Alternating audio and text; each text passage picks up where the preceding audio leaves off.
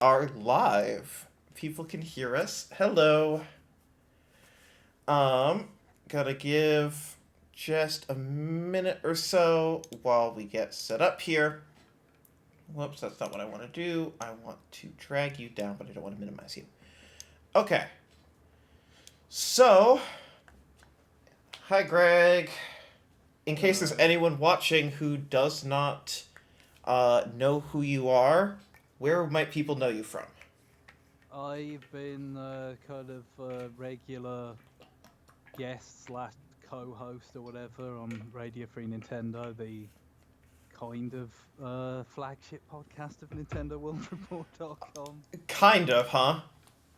I don't know. I don't know how comfortable James would be with me saying that these days. I don't know, There's a or lot. anyone really. NWR does a lot of multimedia now, but um, excuse me, the corrupt website NWR that gave my game a 10. Um, I feel like I'm never gonna let that one fucking go. Good lord. Yeah, Um, it is a good game. I enjoyed it. It's also hilarious to me that this happened. Also, I'm gonna, well, I don't want to spoil that, but, um, you might hear that game come up on RFN one more time, but from someone else. But someone else just started playing it, but I won't spoil who. Okay. So, we are going to be ranking every single game published by Nintendo of Europe, asterisk, asterisk being Game Watch, from 1979 to 2020, or if this takes until January 2021. Really, if this takes beyond December 3rd, because that's their last two releases. Right, yeah, Uh, it's I'm not known for making progress that expeditiously, it's true, and I'm not the best at sort of delivering. I've not reviewed anything for many years now, and probably will not again. So the score. There's multiple reasons for that, but the scoring things and mhm. ranking things not being my forte is one of those. Yeah, so this will be fun. We're gonna chip away at this for 2 hours every Thursday night for the next couple weeks. If we take breaks, we'll let people know. Greg is a little quiet. I can correct that. Okay. Thank you for letting me know. Okay. So the asterisk that we're just gonna flag here is that there are not good records for Nintendo of Europe or European releases of Game and Watch games. For those who don't know, Game and Watch was distributed by another company that ended up just recently actually getting uh, merged with Thunderful, I believe. Um, but it's weird. There's no good, accurate release calendar for Europe of Game and Watch games. I spent an hour looking for one. I went through like page 9 of Google before just straight up giving up. So we are using the Nintendo of America release calendar for Game and Watch and the Nintendo of Europe calendar for everything else. So this will have a little bit of an asterisk, but it was better than Yeah, just and I scrapping Game and guess Watch. it's worth me mentioning, isn't it, that Yep. even though obviously in contrast we're using this chronology in contrast to when you've been through this exercise before with Mm-hmm. James and Neil, because of course I am based in NOE's domain, yeah, for especially for like up through like '07 or whatever, like I virtually didn't buy anything that actually was an NOE release. Oh, It you was didn't almost want to play Mario Kart at 50 hertz? no, no, exactly.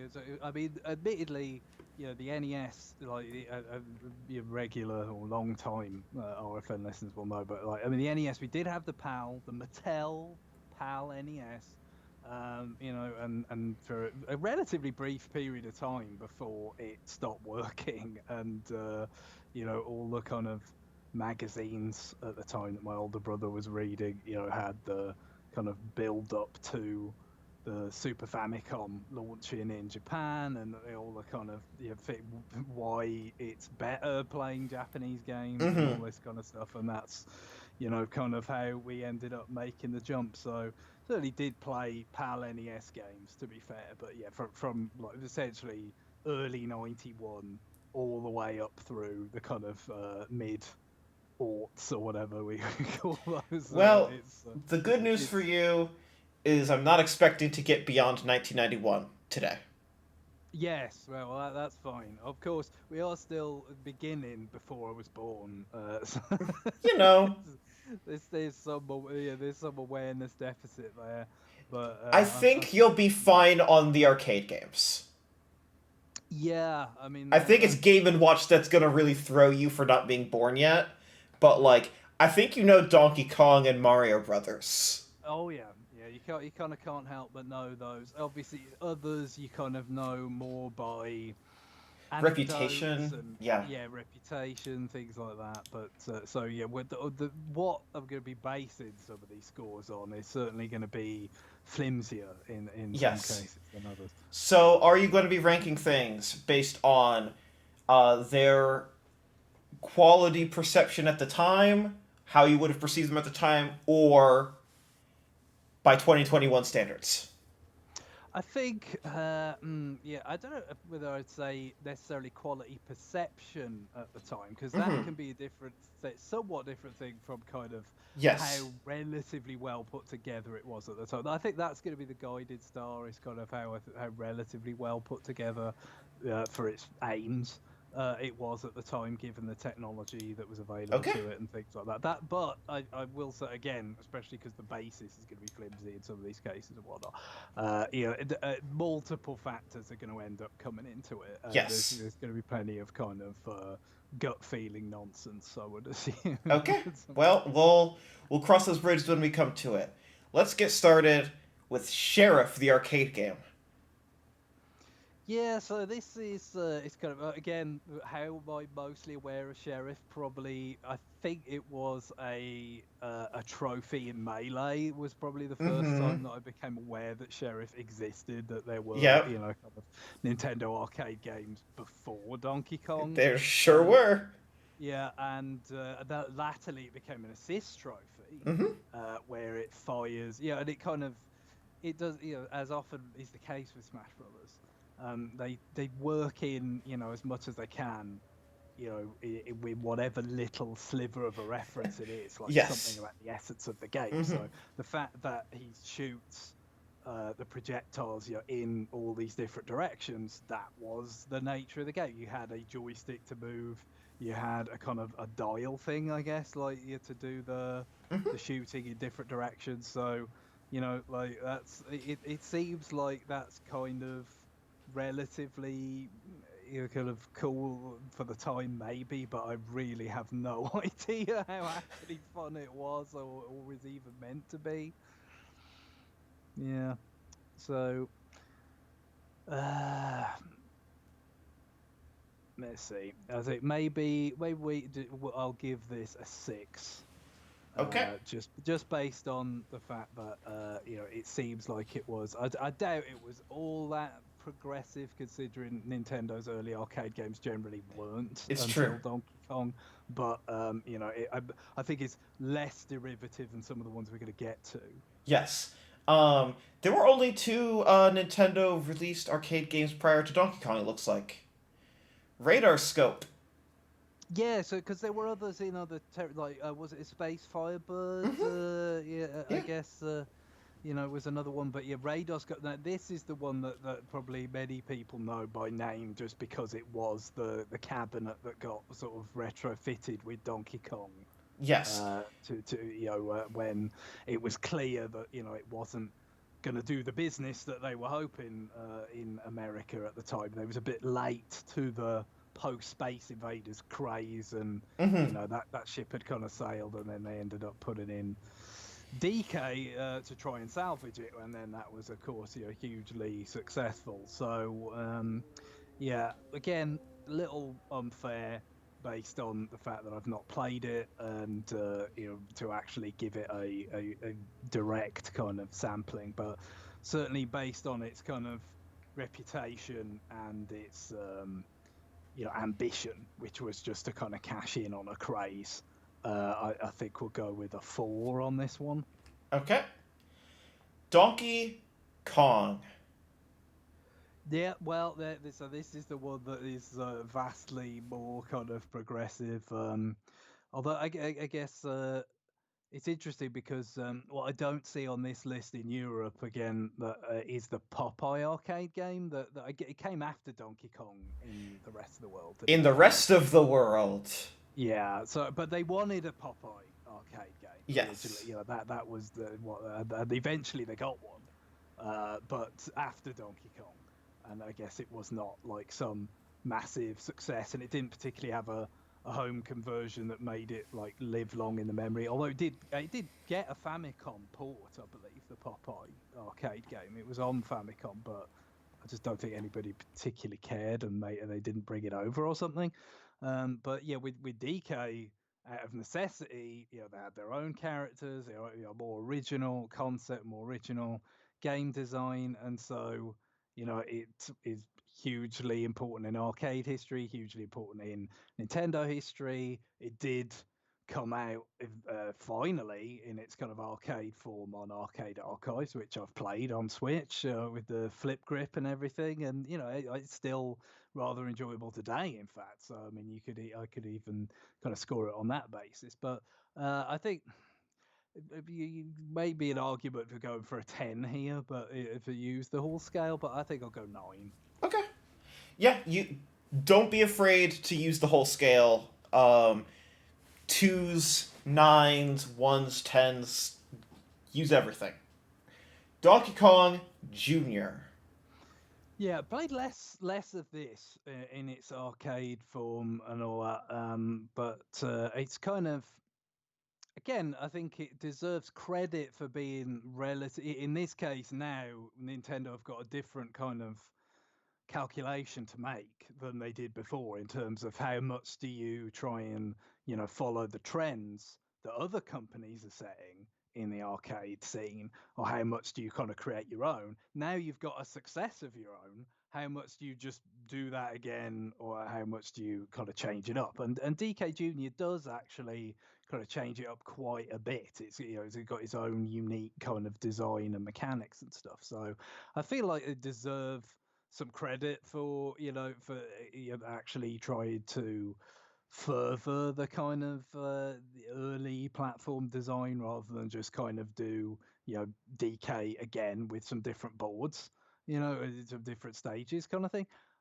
But equally, I think it's more convoluted, kind of less elegant than DK was. So credit in some ways, but kind of less in, purely enjoyable to play on another. So I might go 7 on this one. Makes sense to me. What about Mario Brothers? Yeah, now I've not played the arcade version. I don't think at all. I mean, or even like the NES port based on it. I mean, I've definitely remember playing the GBA adaptation of it that they were so keen on including with every seemingly, I'm sure it's not literally every, but see many games on GBA Yes. that had Mario in had that versus mode, and at near launch, I was at school at the time. I was still getting mid-teens, but still a school kid, and so we had. I had friends who had GBAs, link cables, and you could actually play that a bit, and that was quite fun. But what I'm not as clear on and again, I mean, some of it was novelty. I hadn't done any handheld multiplayer before because I didn't own a handheld until GBA, as I've mentioned on RFN in the past. But so I'm not sure how deep it was. It was probably only a handful of times before it got superseded by things like Bomberman, Mario Kart, the real multiplayer big hitters kind of came along. So yeah, I'm not. I mean, could you fill in any gaps there in terms of like how far away the arcade Mario Brothers is It's from like not. these? I mean, it's not that far away. The I believe on the GBA the physics were a little improved. Like the Mm, physics on the original Mario Brothers are not good, by modern standards. They were fun, like they were totally acceptable for the time. It was very much translate, like attempted to translate Mario's sort of more lateral jump from Donkey Kong right. into Mario Brothers. But of course, the thing is, in Mario Brothers, it's much more about jumping verticality. Yeah, yeah. It's interesting, I guess. Like in this point, you still kind of had this like the earliest case of this kind of multiplayer design that Nintendo still is really quite fond of, where it's kind of cooperative and competitive at Yes. once. Where it's like, okay, well, you work it towards a goal together, but you want to be the one that gets the better score, and screw with each other. This still comes up quite regularly. I guess a relatively recent example with the re-release would be Super Mario 3D World with the crown and all that kind of stuff. Like they still love this idea. Zelda Four Swords would be Hmm. another one. Like it's a kind of balance and a concept that they love to keep coming back to. Yep. And it is under the right circumstances, it is rather fun. So I think it deserves some credit for that. But still, I mean, it's I think it's relative to DK and DK Junior. Even I don't know. It's a bit more shallow. Is always kind of the feeling I had Yeah. from it. Yeah. So all in all, I think I'm gonna go with a 4. I'm torn Okay. between 4 and 5, but I'm gonna go 4. Okay. Donkey Kong 3. Now, by reputation, this is not very good. I It's can very remember weird.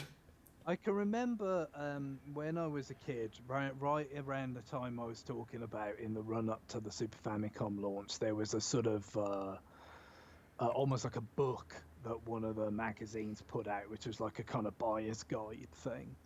That had major releases from the consoles that were on the market at the time, which included Mega Drive, PC Engine, Neo Geo, but they were relatively new, so they Hmm. didn't take up that much of the book.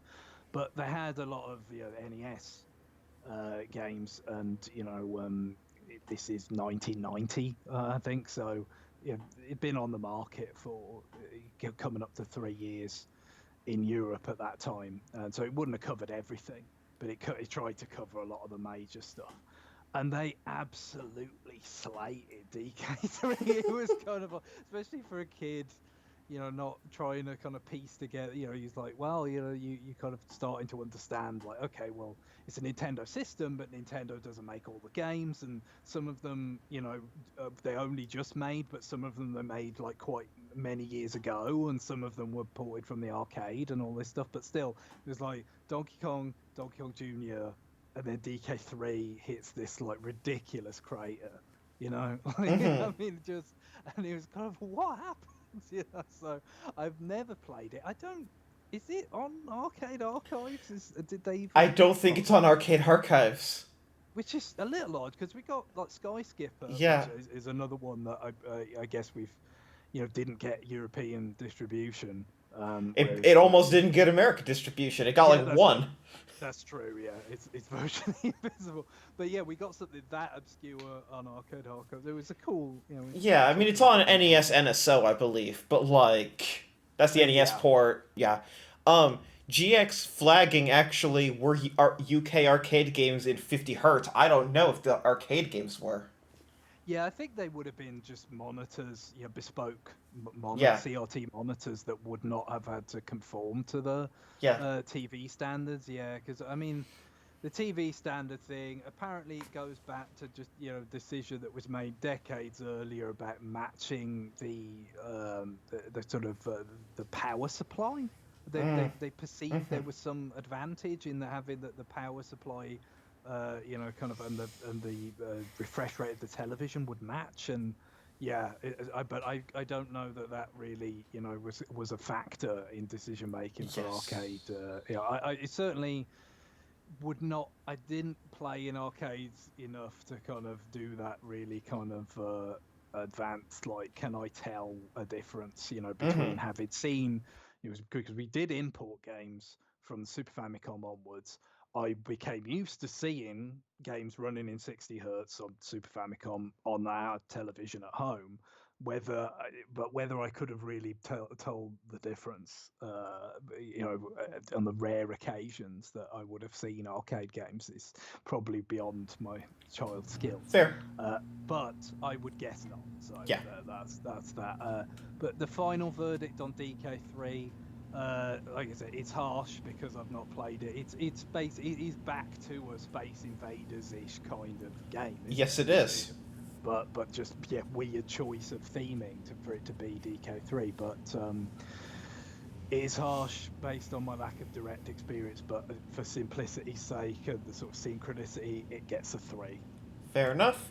All right, on to the fucking Game and Watches, and I mean, again, this is going to be an adventure, or maybe it isn't. Maybe I'm just going to like issue a block score.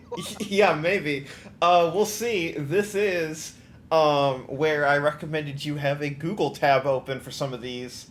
Um, this is the American release cadence because fuck if I can find the European one. Ball. You're gonna find like 6 versions of Ball on this list, by the way. Between now and 2021, it has been released a trillion times under different names. So get the Yeah, fuck ready. I guess so. Is the reason why Ball, like for instance, with the Super Mario Brothers Game and Watch that Hmm. came out last year, Ball was the one Game and Watch game that actually got on there. They didn't put And the Super Mario Brothers Game and Watch game on there. no, I mean, I said this on RFN. It's like, why not do Game Watch Gallery stuff on there? Like Uh, it's pre-baked, yes. Mario themed Game and Watch content. It could not be a better marriage. We've got the Zelda one coming out this year that has Oh yeah, I forgot Link's about that. Awakening on it. Like so you could do Game Yes. Boy games on such a device, obviously. You're right. No, this is. Ball was the first one. Could I boost Greg's audio again? Yes, I can. Um. Talk, talk, talk. Talk. Hopefully, I'm getting boosted. Yes, you should be louder now. Uh. Alright, sorry. So, a bit more? But my point was going to be though. So, apology. But his ball is that like in generally like kind of does it get included in something like that because it is kind of ground zero for Game and Watch, or It is is that the just first, like yes. yeah? I assumed so. I mean, it's pretty obvious. WarioWare, has had like a ball. I think it was Twisted that had a ball one. So yeah, it's frequently referenced, but it is, and I assume it's, kind of an important stepping stone. And my experience would be playing. I can't remember what particular kind of Game and Watch gallery, or whatever, but I've interacted with it somewhat. But so and that will be true for some of these, Yes. but I will have some fragment of playing Game and Watch a Game and Watch Gallery game on Virtual Console on 3DS. So that those are the ones I have like some kind of basis for. I'm gonna go 4 on this one. Okay. I'm just lowering my microphone so at least we're more in sync. Hmm. Um. Flagman.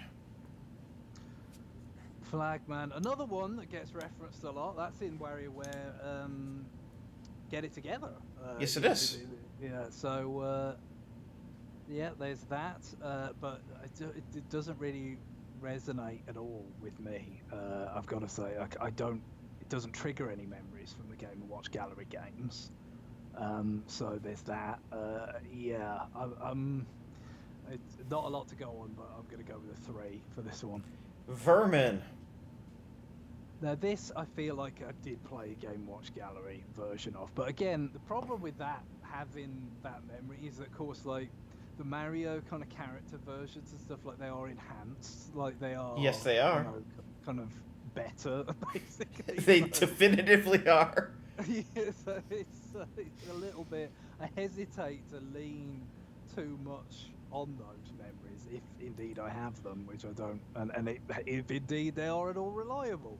It's been several years in most cases since I played any of these, so I think I'll go to 4 again with Vermin. Okay. Fire. Fire. Now, if this is the one I'm thinking of, then I think I've got a little bit better kind of memories of this through Game Watch Gallery. So let's go 5 on this one. I don't know.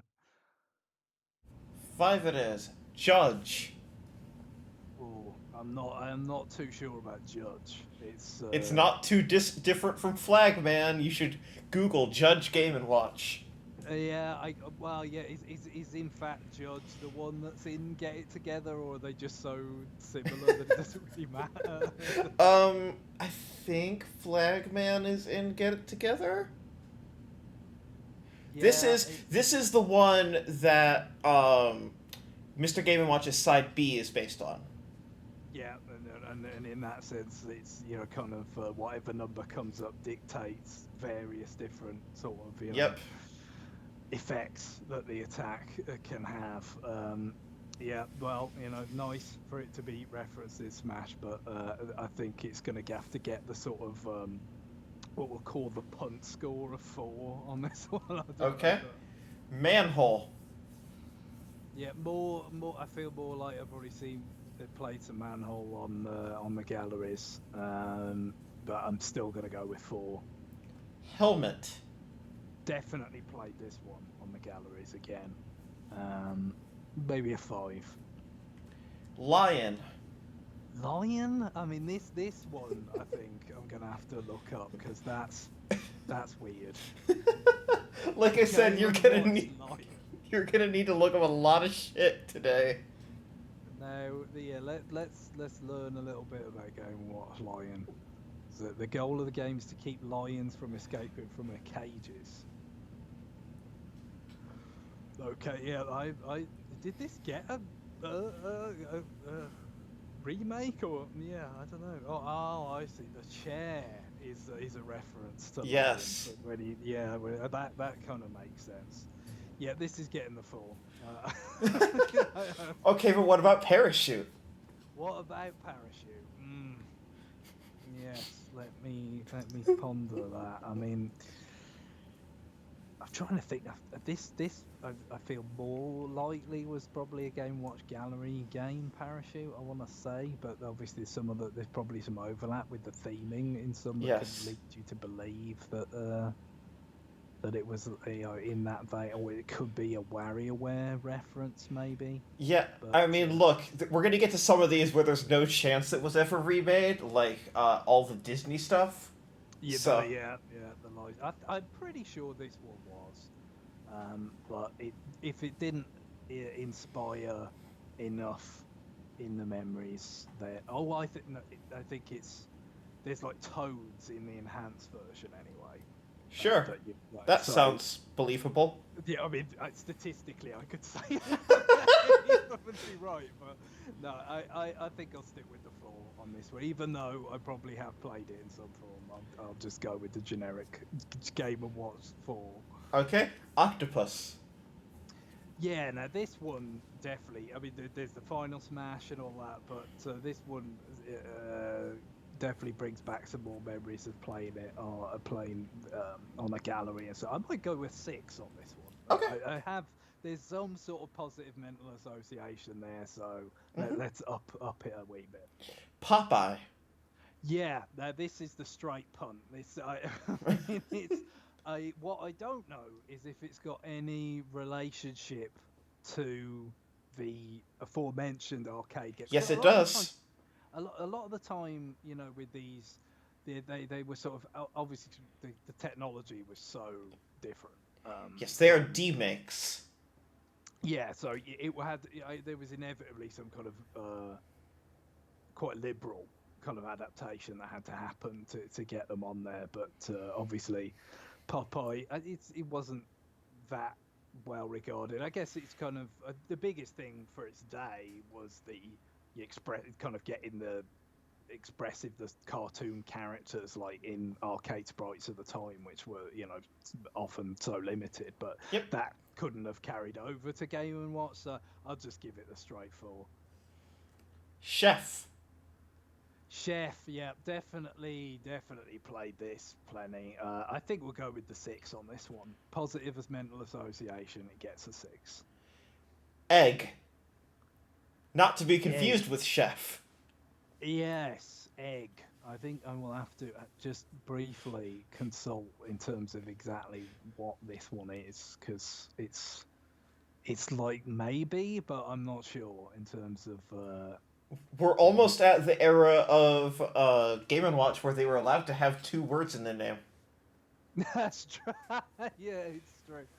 I have to think that they extended the egg motif to Yoshi with this one. I would Oh, guess. almost If I look certainly. this up, and I will check. And yes, they did. In the modern version, a light blue Yoshi needs to catch Yoshi cookies. Yes, I do remember playing this, but not. I wouldn't say to the same sort of extent. Because some of the others. So maybe a 5. Okay. Go with the 5 on that one. Mickey Mouse. Yeah, well, the license stuff. I mean, I guess it's kind of a landmark that Popeye. We kind of knew they were already. Yeah, they already had the arcade game with that, but I guess this is kind of a landmark for them actually doing. Didn't they do Hanafuda Disney stuff as well? I don't know if that was significantly before this era, but around now. Because I guess like in Japan, this would have been like right at the start of the 80s. Do we know how long it took?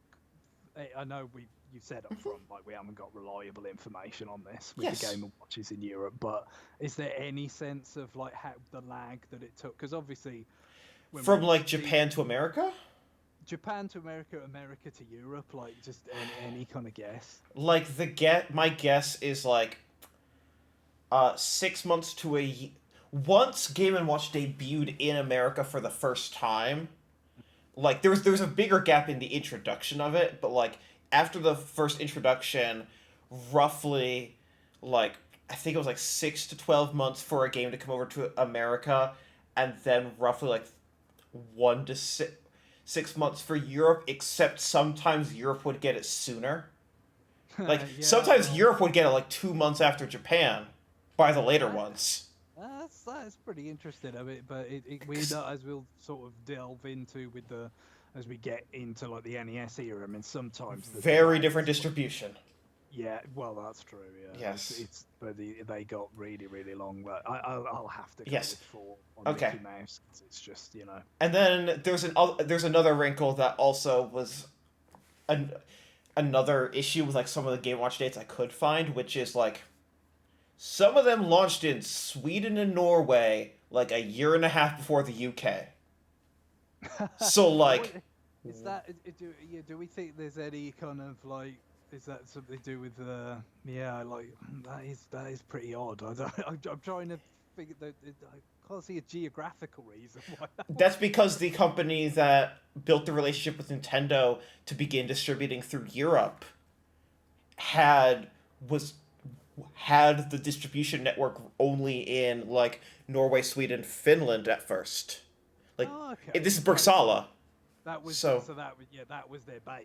Essentially. yes. So they could kind of do that before they did the bigger launch. Yes. Essentially. Exactly. And so like they when they got the deal from Nintendo, they lied about having a distribution network and when they only had a single store. And then they built the distribution network for Game & Watch. Like it's a really fascinating story, but that also just means that all of the data is so fucking unreliable. Yeah. Well, it's Which is why I gave up. no. Well, that's fair. I mean, I should say in terms of like aside from the Game Watch Gallery games, years later and stuff. I do have this like really super vague memory of actually handling a Game and Watch. I think I've mentioned this a little bit RFN over the years. Like I didn't have a portable system until GBA, so like I would when you had these end of term days at school where it's like everybody brings in their toys. Like I have plenty of memories of like, oh, somebody's got a Game Boy and like Castlevania 2 on it. Like, yeah, I'm all over that, and Game Gear and stuff like that. But I believe, and it's so vague, but I believe I handled a Game and Watch at one of those days once, Mm. and sort of toyed with it. But that was probably the only time I can ever remember seeing one physically. Ever, if indeed it was an actual Game and Watch and not some sort of similar knockoff or Yes. God knows what. But I seem to recall it having something that seemed, you know, legitimately connected to Nintendo, at that time. But of course, it was all a bit, this probably would have been, and again, it's vague, but this would have been the early 90s. So Mm-hmm. these things would have been, kind of past the sell-by date by then. But of course, with kids stuff gets Yep. kind of hand-me-downs and all that kind of stuff. So it doesn't mean it couldn't have happened. But yeah, that's, it didn't. The appeal didn't really hit me. I was such a little techno-fascist about, like, no, I want to see, Game Gear's got color, and like, Yes.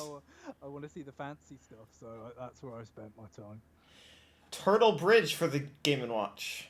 Yeah, so this one, I think, as a gallery version and This stuff, one is but so boring. I'm it sorry. does not inspire any memories from me. So I would just go with the 4. You like to walk left and right, just left and right. I mean, if when you say, and again, you wise to point out that this is, where we get to have a bit more descriptive titles by virtue of multiple words. Yes. But what it achieves with those words is the sound of something sort of agonizingly slow. Yes. Just kind of ambling along a straight line or something. So yeah, I'll give it a 4. It might deserve less, to be honest, but Yeah. I've got nothing else to go on.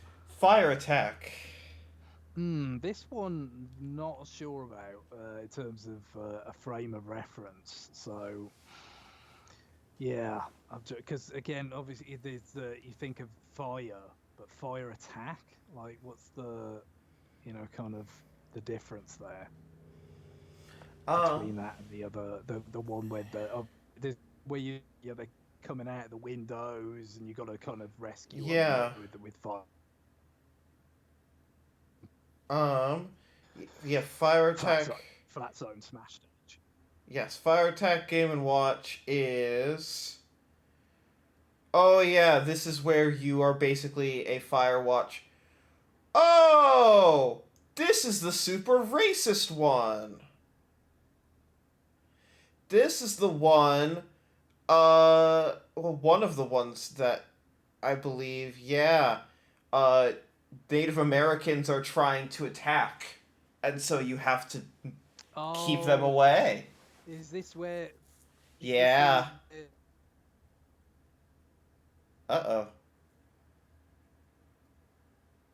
They eliminated it for Mr. Game & Watch. Is that it? Yes, this is where that reference is. Sorry, you cut out for most of that, but yeah, I know what you're saying. Yes. Yeah. So, it's okay. No, I no real recollections of it. I think it was remade, but no recollection. Yeah, I don't think they kept the Native Americans in the remake. No, well, yeah, I mean, obviously they're all kind of changing the kind of characters and all that to be married characters, but that would certainly have merited it. Screw it, give it a 3. Okay. Snoopy Tennis. Snoopy Tennis. I mean, I'm not that familiar with the Snoopy character, but I mean, it's kind of cute. I won't go below a 4, but maybe I'll just give it the 4. Sounds good. Oil Panic. Oil Panic. Now this one I can remember. This involves Bowser, I think, in the remade. Probably. Version. Yeah. Yeah.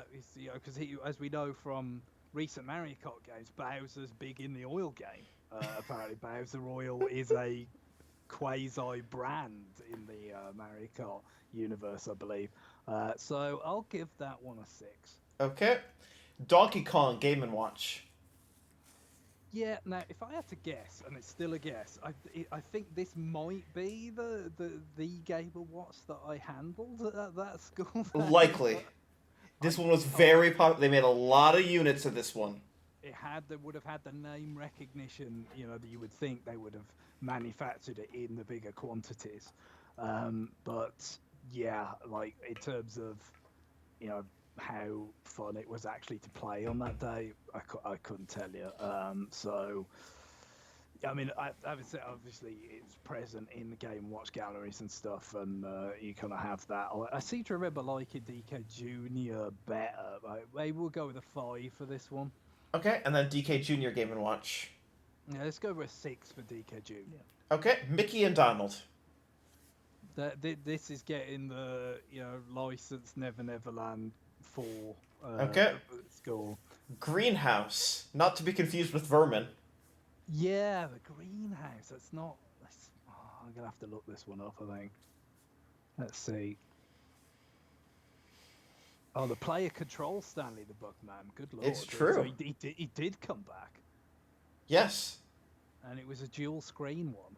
Yeah, I don't think that. So let's see. I don't think it's ringing many bells. Oh, apparently it has a Yoshi in it, the remake, which, I mean, I can get behind that, I suppose. Orange Yoshi has to protect flowers by spraying. So Orange Yoshi, officially the successor to Stanley the Bugman, for anybody who's ever wondered that. So, yeah, it's going to be a 4. There's nothing more for me to say. I mean, I could give it a Yoshi Premium, but that seems a bit outside the criteria. We'll get to the galleries as later games. Yeah, fair. Donkey Kong and then the Roman numeral 2. Yeah, so what is this then? I mean, in what sense is it Donkey Kong 2? In any way connected to that sort of the thing that was teased in magazines about Donkey Kong Returns or whatever all those years ago? I very much doubt it. I doubt it. Yeah, no, this was part of Game & Watch Gallery 3 later. It is... What? Donkey Kong 2 is based on the 3rd and 4th levels of Donkey Kong Jr. Right, I see. So yeah, of course, you couldn't do different boards with Game & Watch. So it's kind of like the way that R-Type 2, yes, TurboGrafx, or at least the PC Engine, because I think the TurboGrafx version actually did have bigger storage medium to compile them. But on the original PC Engine release of R-Type, R-Type 2 was just the last back half of the game. Like it wasn't a sequel. It was just they couldn't fit all the levels on one hue card or whatever. So, okay, it's gonna have to be a 4. I think. Okay, Mario Brothers. This seems not particularly apt to be kind of Game & Watchified. Right? It is not. It strikes me as being a tough sell on this one. But you would be correct. There was something. I remember seeing there was some sort of was it Donkey Kong Hockey or whatever? Was there a Game & Watch that had like a multiplayer? We will get there. Component to it, but yeah, I don't know how well they kind of handle that here. So I'll give it a 4, but I mean it could have gone lower maybe. Mm-hmm. Mario's Cement Factory. Now, this is relatively famous. I feel like for Game & Watches. I don't know why though. I feel like there must be some reason why I've heard of this being referenced. Well, first of all, it's the first original Mario game on Game & Watch. Right. And then it's also one of the first Mario games because this is, 1982. It is better than your standard ball flagman vermin fare. It is a bit more complex, but it is not like the. So this is one that got remade in the GBA game. Yes. So yeah, that would explain because I didn't get around to pick it. I mean, I still could. Obviously, the Wii U shop is still up for now, but I hadn't got around to getting that on the Wii U Virtual Console. So Yeah, I've not played any kind of iteration or inspiration of this, so I mean, yeah, and looking at the picture of the physical unit, it's kind of interesting, isn't it? It's got like this viewfinder type of setup. So yeah, they Yep. definitely feel you can feel that with a few years on and they're making sort of more extravagant, relatively, Yes. kind of hardware here to kind of give a sense of progression and whatnot. So it's somewhat interested, but I'll stick with the four. Okay. Rain shower. Rain shower. See, that's like it couldn't be more on the complete opposite end of the spectrum. Just like, it has there been a Game and Watch game called Rain Shower, I would have just guessed no. But they do have quite mundane See, names. yeah, now that you and James have both gone through this, there goes the RFN listener quiz for is this Game and Watch game real or not? Yeah, yeah, you could, give some pretty I could interesting just say questions. Snoopy Tennis, and all four of you would I mean, just start arguing. that's not bad. Yeah, or some of the ones you could fabricate. I don't know, like Game and Watch Yes. dishwasher, like Yeah. yeah, and then its successor, Purple Food. Monkey dishwasher. Yes, or just food. One word. Yeah. Figure it out. Is this right or wrong? You have chef, you have Again, egg. Is there food?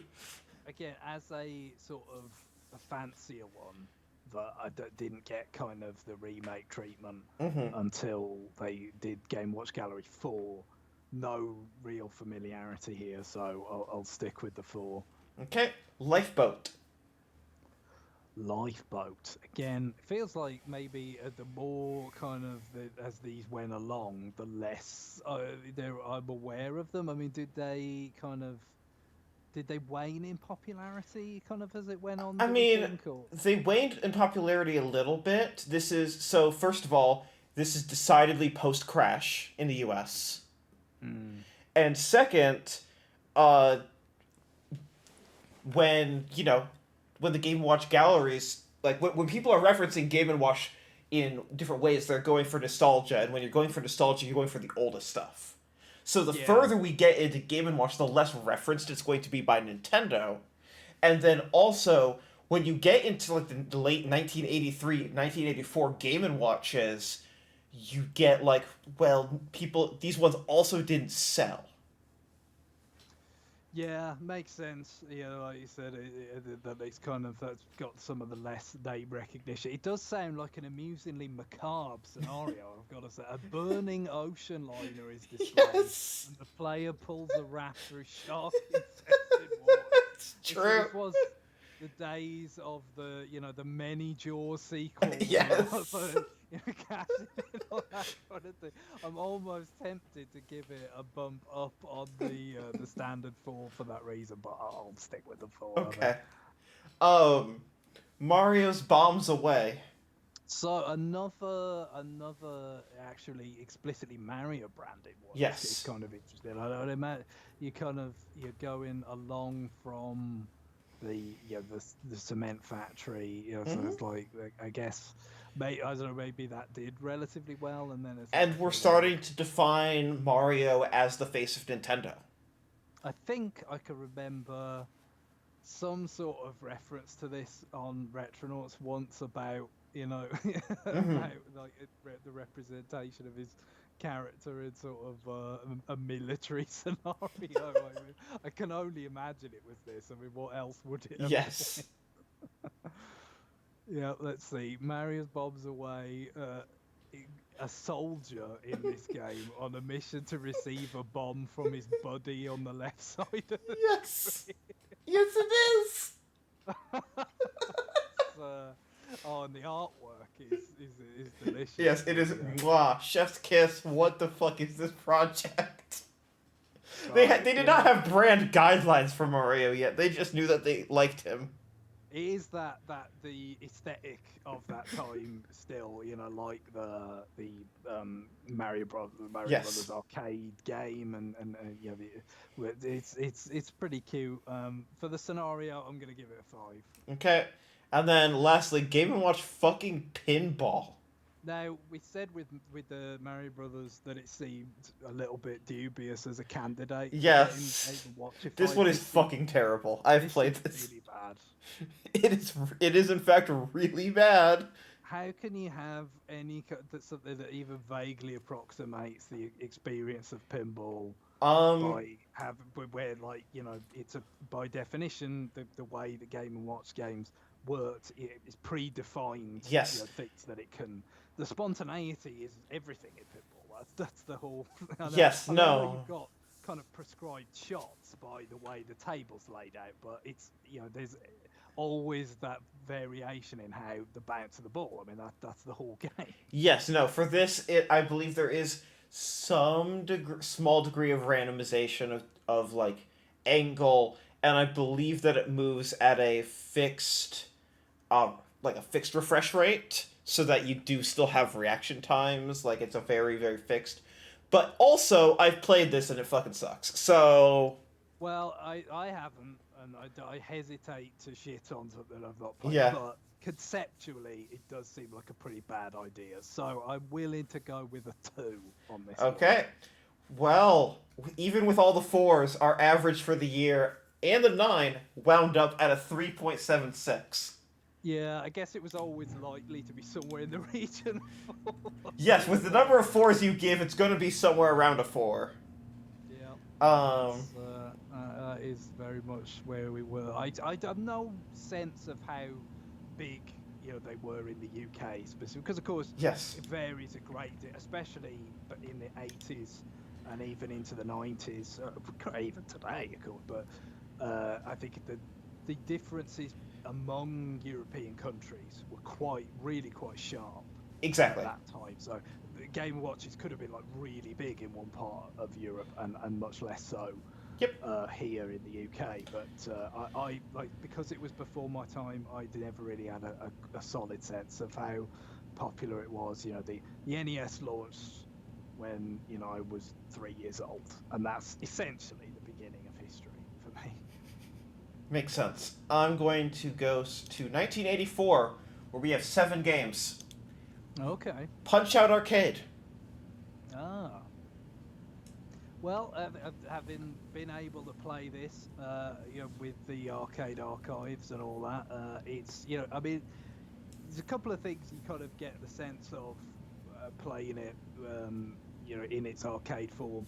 Firstly, kind of how presumably, again, I can only kind of project backwards on this, how like impactful it may have been to have like these really big cartoony expressive characters to fight Mm-hmm. against, and kind of the whole like wireframe Sylvester Stallone that you're playing as kind of it's quite I assume it was relatively eye-catching to people who were in arcades in the mid-80s, but having not gone through it is a kind of projection.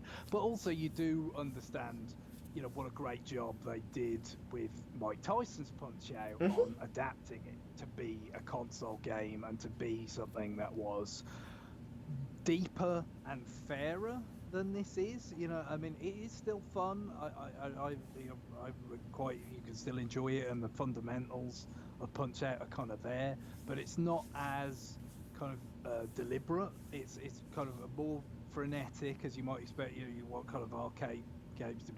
They want to get it over with quickly, and they want your money. So that's how Yep. it is. But it's still fun within doing that. So I would give this an 8, I think. Okay. But it's 7, 8. But I'll go Yep. with 8. Spitball Sparky. Oof. Spitball Sparky. That's another one that you could have posed as is this real? Is this not? I mean, that is. Don't worry. There's some real there's some real bangers to balance out your 8 for 1984. Well, I mean, obviously the default that we're looking at here is another 4, but let's just investigate the super color Game and Watch game that is Spitball Sparky, as they referred to it at the time. But yeah, it's.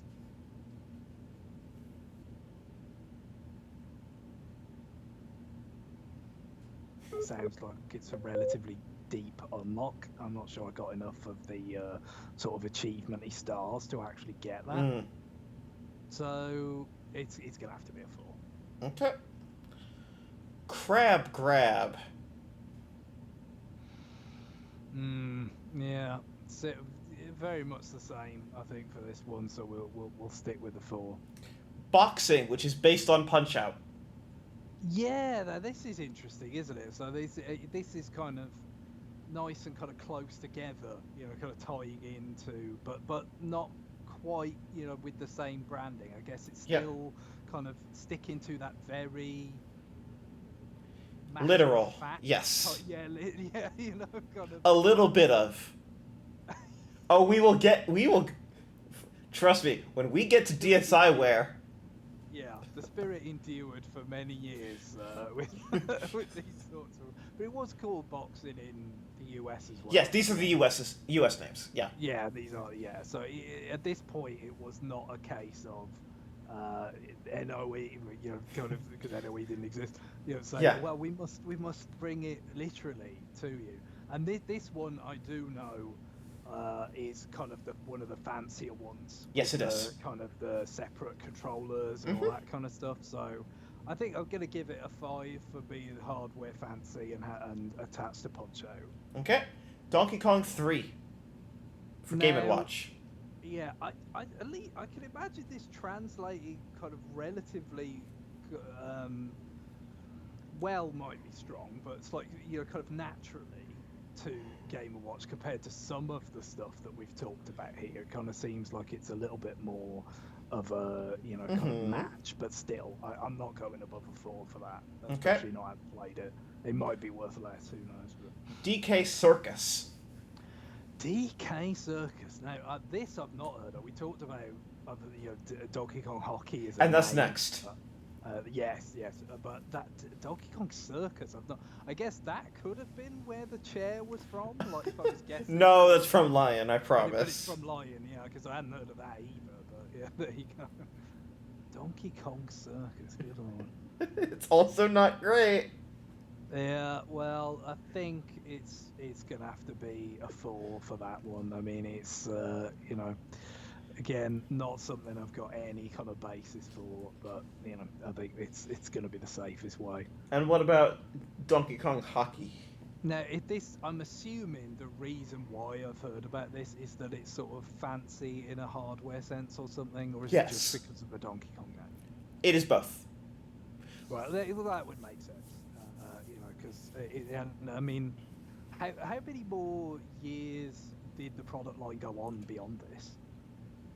I'm going to keep that one a spoiler because it's going to go on for a lot longer than you think. Oh god. Okay. Well. In the U.S. post Game Boy. Good lord! Wow. Yeah, that is longer than I. Remember, they made a Legend of Zelda Game & Watch.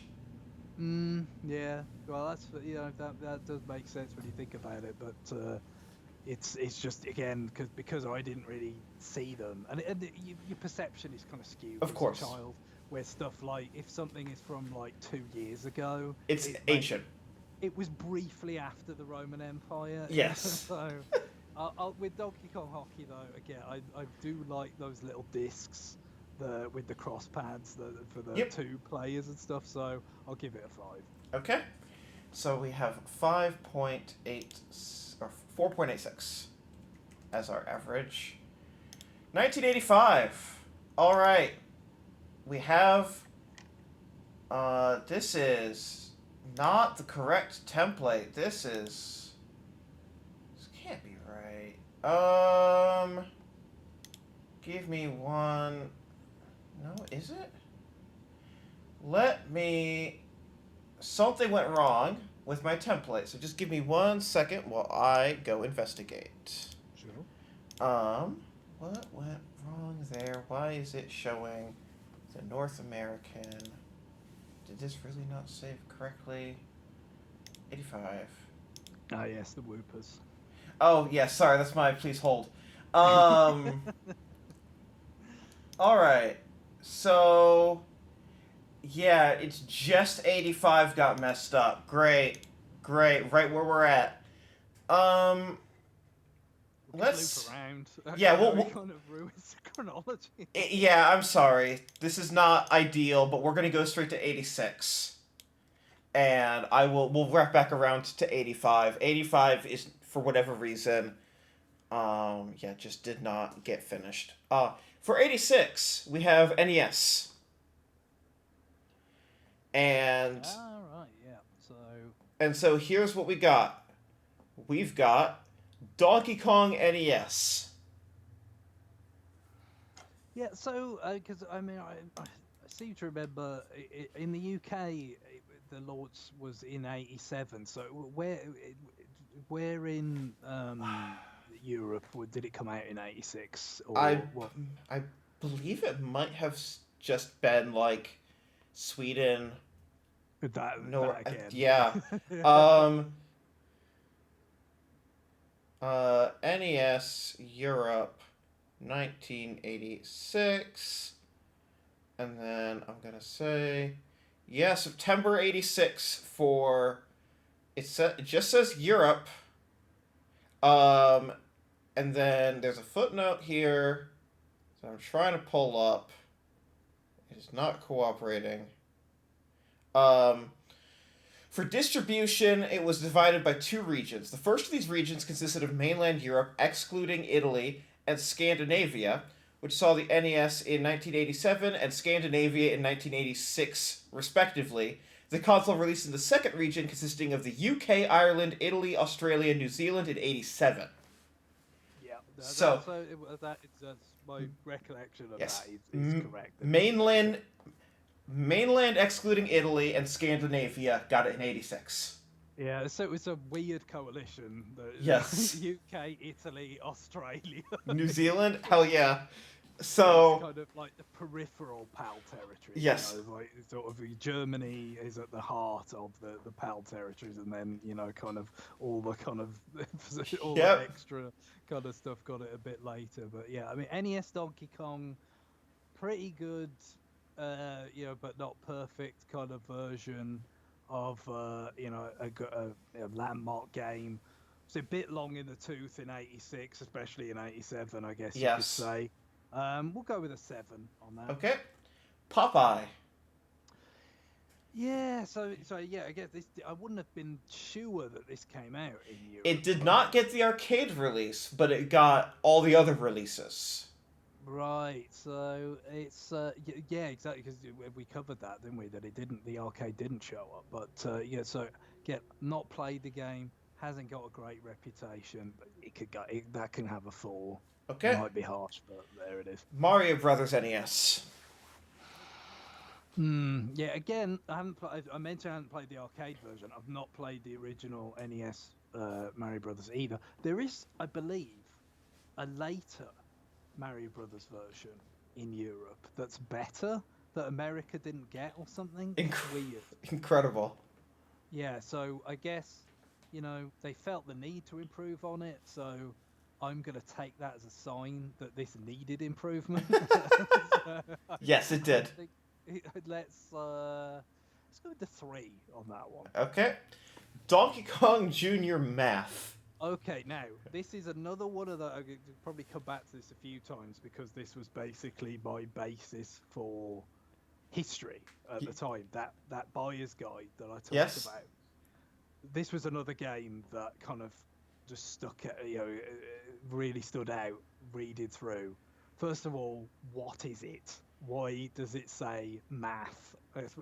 It says math because you collect numbers while playing Donkey Kong Jr. Yeah, I mean it was just, and they did not like it. I think it was very, the magazines in those days were kind of weird, they were appealing to a weird coalition of people. On the one hand, older, interested sort of buyers with lots of disposable income that would import stuff, Yep. and then on the other hand, children who'd had the magazine bought for them and were interested in recommendations for what to ask their parents. So I think there was probably a little bit of that.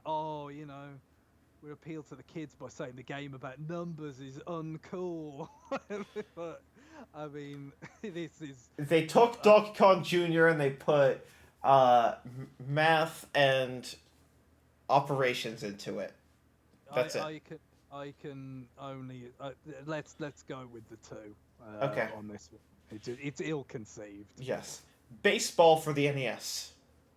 Yeah, not really. I had a tiny little toy around with this with the Switch Online, because by the time the NES did come here, like I think we had the black box games did come out and stuff, but it was really kind of obvious that they seemed like long in the tooth, and the first game that we had was Mike Tyson's Punch Out, and it just seemed so much more advanced than Yep. stuff like soccer and like the black box games. So I didn't really have much time with any of those until later, and with this one just a tiny sliver of type. So it seems like it's might be what was at the time a relatively respectable kind of treatment of the sport, but of course as time goes on, I think pretty rapidly it got kind of superseded by more nuanced Mm-hmm. takes on baseball, even on NES, let alone on succeeded systems. I'll go Yes. with a 5 on that Okay. one. NES tennis. So it's very similar, very similar circumstances with this one, so I'll go with the 5. Okay. Ice climber. Yeah, so again, didn't really play this until Switch Online. I can't. Obviously, Did you play played. like the Masterpieces trial in Brawl or something? That is a bloody good call. I almost certainly did, because I almost certainly played all of those because I just did everything in Yeah. Brawl. And I hadn't thought about that in years, but you just brought it back to me. So yeah, that probably would have been my first exposure, and then yeah, a little bit more on NSO. Never really kind of clicked with me, this one. What if It's you made a game about jumping and then gave yourself a bad jump? Yeah, it's again, the problem is, I guess, not problem, but the circumstances, I guess, to some extent, it probably didn't seem so weird if you were kind of in Japanese chronology, like if this was you played this before Super Mario Brothers Yeah. and all that kind of stuff. It Like it came out probably, in Europe before Super Mario Brothers. yeah, I guess so. It's just again, like, because like Super Mario Brothers had already been this massive hit by the time the NES came here. It was really super heavily marketed, so that for a But lot of people, not for us because we had Mike Tyson's Punch Out as our first get, as well as yeah. it was a Zapper pack, so like Yes. we had Duck Hunt and stuff. But for a lot of people, Super Mario Brothers would be the first game or one of the first games they had with their NES, Which is so and then funny that like it launches in Europe. Like Super Mario Brothers launches in America 1985 along with Japan. 1986 you get it launches in Europe specifically withholding Super Mario Brothers. Be like, we got to sell these black box games. yeah, we got to build up to it. I guess that's the thing. They were worried that Super Mario Brothers would just make these things just look completely outmoded like instantly. But yeah, I mean, you can kind of see a logic to it. But equally, if you want that impact out of the gate, maybe you don't want to hold back your killer app or whatever. But Yes. yeah, let's go with the 3 on Ice Climber. It may not be that bad once you kind of get it down, because I've never really put the time in to really kind of get accustomed to. I'm certainly someone who can get accustomed to kind of different jump styles once you kind of if the design is actually kind of appropriately based around that kind of locomotion of the character. Like I'm not kind of awkward, seemingly awkward or different types of jumping and whatnot. I can deal with, but I haven't with this one, and I'm not going to give it the benefit of the doubt. So Yeah. we'll go with. Golf. We had this one. I'm sure kind of as a bit of a crossover one in terms of my dad was pretty enthusiastic about golf. So it's something like, oh well, we all might get to play this, and my brother became very very good at it, exceedingly good at it. I think he had a 21 under Oh my throughout god. the course or something. I mean, the thing about it though, it's worth mentioning because I've played it on the NSO Hmm. since, but the or was it NSO or was it Virtual Console that I played it on? It might be Virtual Console. Anyway, it was the proper 60 hertz version, and it is harder as a result Hmm. because the meter is slower for 50 hertz. So like it's Oh, got everything making the timing on your yes. swing is easy once you get used to it. Is easier on that. So that played a bit of a role. But it's again, maybe it was getting, a little bit long in the tooth by the time we played it in '88 in some ways, but it's a seminal golf game, kind of defined how a lot, even more complex kind of golf games we're going to play for, the better part of like decades hence, Yep. or certainly a decade. So, I think this one merits an 8. Okay. Excite Bike. Yeah, one I always I like the look of this in things like the magazines and stuff, but I didn't get to play it when it was when we had in those like couple years Hmm. that we were kind of active NES players, and so just kind of gone back to it since.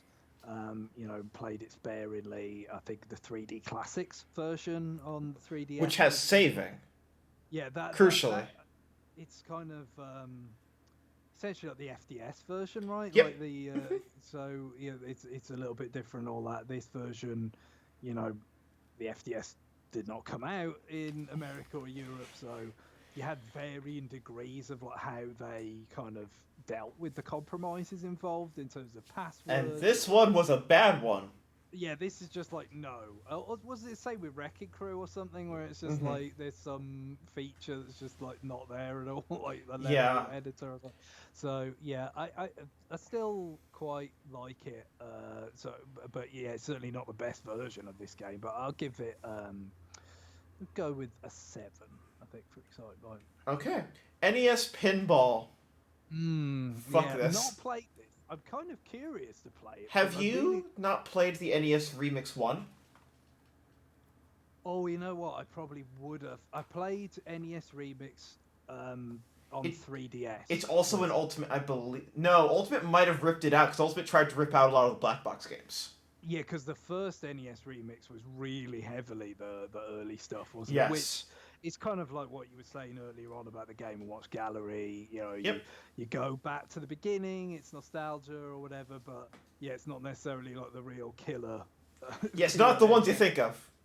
But yeah, with pinball, it's kind of I would be somewhat interested to put in like some time because I really enjoy pinball video games in general.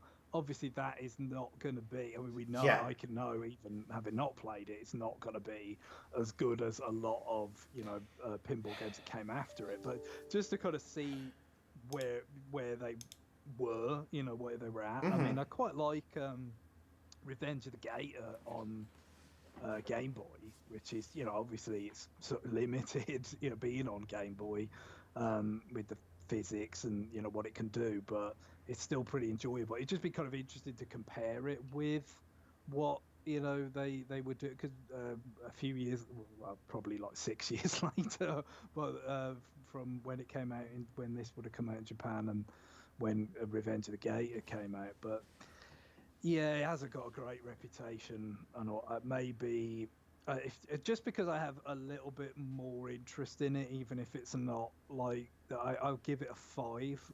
But yeah, it's Okay. maybe a little charitable. I don't know. I was gonna say, you should not. I'm putting in the 5, and now I'm saying you should pull it up on NSO one of these days and spend 5 minutes with it and understand why everyone else gave it like a 2. No, Just putting that out there. is it actually on NSO? It has to be. Because I It feel was like I haven't seen it. it was a game that Iwata like came in and closed out because Yeah, it was that's a it. I think disaster. it's So it's it's it has to quite be. yeah, it's quite famous in that regard. And it's kind of like, look, pinball games were such a kind of staple. It was just like something you had Yeah, a no, I'm sporting sorry. adaptation. I'm sorry, Iwata. A lot of your games were great. This one was hot trash. Uh, this no bad. 10-yard fight for the NES. Yeah, so this, of course, is an American football game, which we as kids, Hmm. my brother and I, big NFL fans, still are, of course. But this did not appeal. Of course, so I guess the problem was that at this time, at the time, by the time that we became aware of its existence, which would have been, probably going into 80, a decent way into 88, a couple of years after it debuted in some parts of Europe, evidently. It just like, I think that was the same year that the original Madden came out, and Hmm. just there were more kind of advanced takes on the sport, and it just kind of seemed very creaky. And this is an IRAM game, yeah, and Nintendo, I guess, originally picked it up. They did it with another. Yeah, is it Kung Fu, right? Like they Yes. kind of did a similar thing in terms of for bolstering the kind of NES lineup. A little bit surprising that it came out in Europe, to be honest, because I mean, it wasn't American football wasn't hugely popular certainly across the continent at that time. It just started to kind of get an audience in the UK because it was first shown on television in 1982. But yeah, I've never particularly got a great sense that this is a particularly good representation of the sport. So Yeah. I'll probably go with the 4 on this one. Okay. Stack up. Yeah, so this is okay, we had the again, it was a Rob and Zapper pack that came with our NES at Christmas in '87. But Stack Up, I never played. Isn't this barely a game? Is it like Yes, it that? is. That is the reputation that I kind of have of it. Is that even Gyromite did not land with me at all as a kid. Like I just didn't really get it. I know it was the kind of thing was, you're almost sort of placing limitations on yourself to let and sort of play along with this idea that the robot's actually doing something like that's the but I as a child I just didn't really go with that, so I guess we'll mention that in a moment. But Stack Up seems like it's not even got that kind of going for it, Not so really. I think a 2 is probably in order with this one. Gyromite. Yeah, Joromite, like I said, it did not click with me at all, really. I mean, I like the robot itself. It was, kind of looked kind of cool, and with its spinning discs and stuff. But the game, it didn't work for me particularly. I didn't hate it, but compared to like Punch Out, it was just it Yes. was no contest at all for Of my course. very young brain. So I'll go with the 4 on that one. Balloon fight. Yeah, not done a lot with this. Not a great deal. I've been tempted to on the Virtual Console in Japan, the 3DS one. They have the Game Boy Color version of the Game Boy game, which they don't have that. I guess it just didn't come out maybe originally as a cartridge, and kind of try that as my kind of preferred way of playing this game. But what I have played of the original in the past seems quite fun. It's in fact this is another Iwata story. There's a lot Hmm. of these. Golf was Yes. another one. But yeah, with this one, it's famous for kind of essentially giving Super Mario Brothers its underwater physics and Hmm. all that kind of thing. But from what I've more just toyed with it, I think a 6. Okay. And now this is going to be weird because we're looking at the North American releases for Game and Watch. So, for example, Super Mario Brothers has a Game and Watch out in North America before the NES game is out in Europe. Yeah, that So, is an odd thing, but I mean, I wouldn't put some of that kind of weirdness past. Weird stuff did happen in Yes, Europe. like With big stuff this like might that. have Super Mario Bros. Might also have released in Europe on the Game and Watch first. It's not out of the question at all. Yes, It's just so like you get got really weird, especially like with different media. yep, Sometimes like so an adaptation of yep, something might come out before the actual thing, or yeah, loads of stuff like that. yes. Hold on 1 second. I'm gonna mute myself and kill this enormous spider walking down in front of me. I'm Good sorry. lord. 1 second.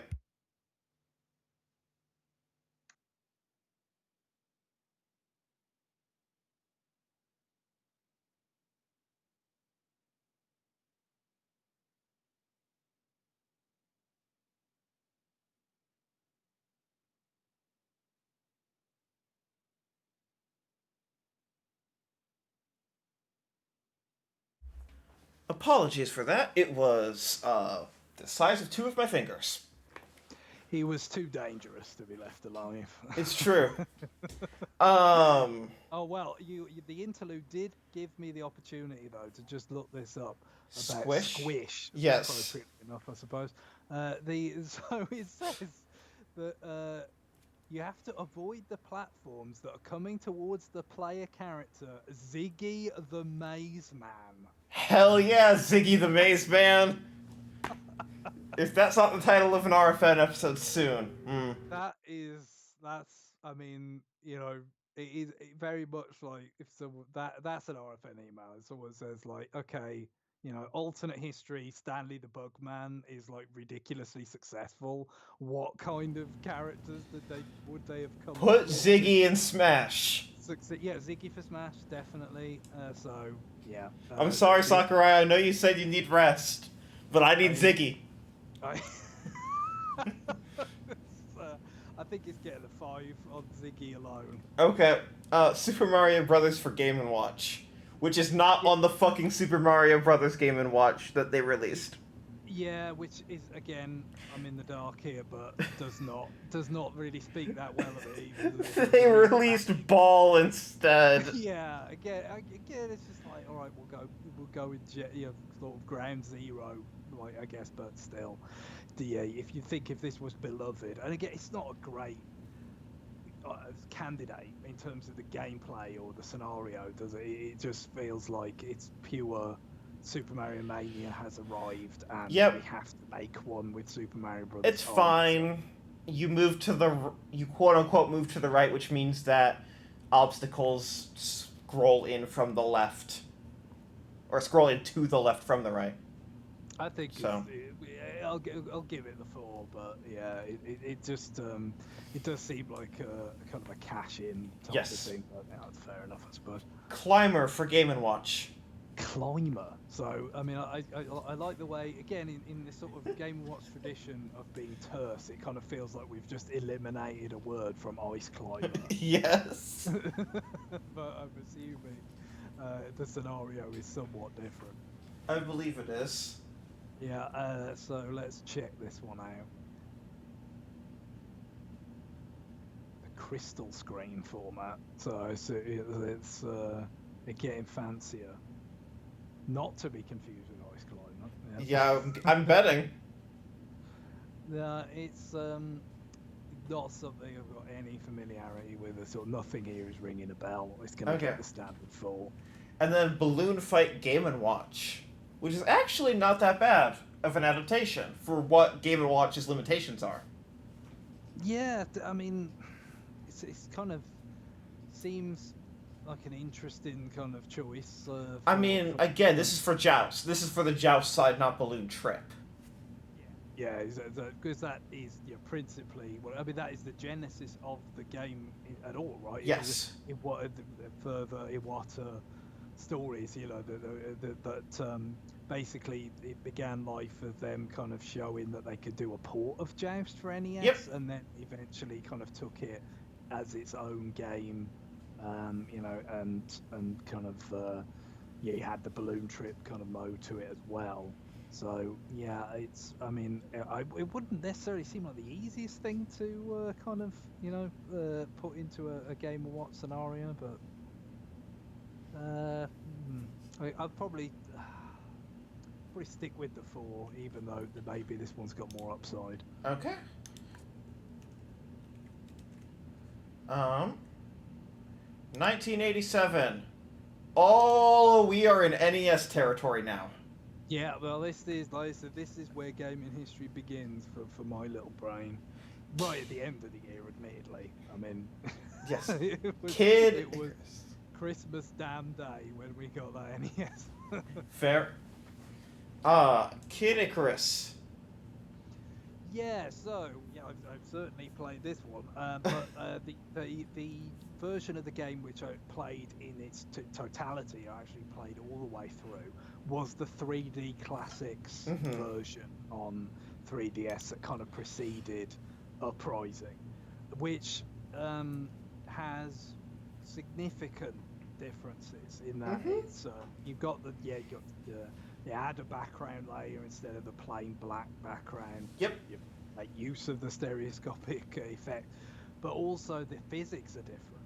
So it's almost like incorporating kind of some of the kind of change that I believe was in the Game Boy game that came out a few A years later, which few of the it's changes. kind of a remake of the much more so than Metroid 2. Like Oh, Metroid 2 yes. let's yeah, whereas that's kind of like an alternate version of the original, but it has some accommodations for the weirdness of the original, like definitely controlling like the descent of your jump. I think you've got more finesse both in the Game Boy game and then in the 3D Classics version. So I was able to play through and enjoy Kid Icarus, a fair bit. I mean, it's still weird, it's Yes. still more difficult in the kind of beginning than it should be ideally, and then kind of the shooting bit at the end is, I guess, it's different, but there's not really that much depth to that, and it kind of contributes to the game just being weirdly upside down in its difficulty, because it's really quite easy. But if I guess if I was scoring the 3D Classics version, if that was actually the way the game was, except for the stereoscopic effect, I might give it, like a 7.5. But with this, I think a 6. Okay.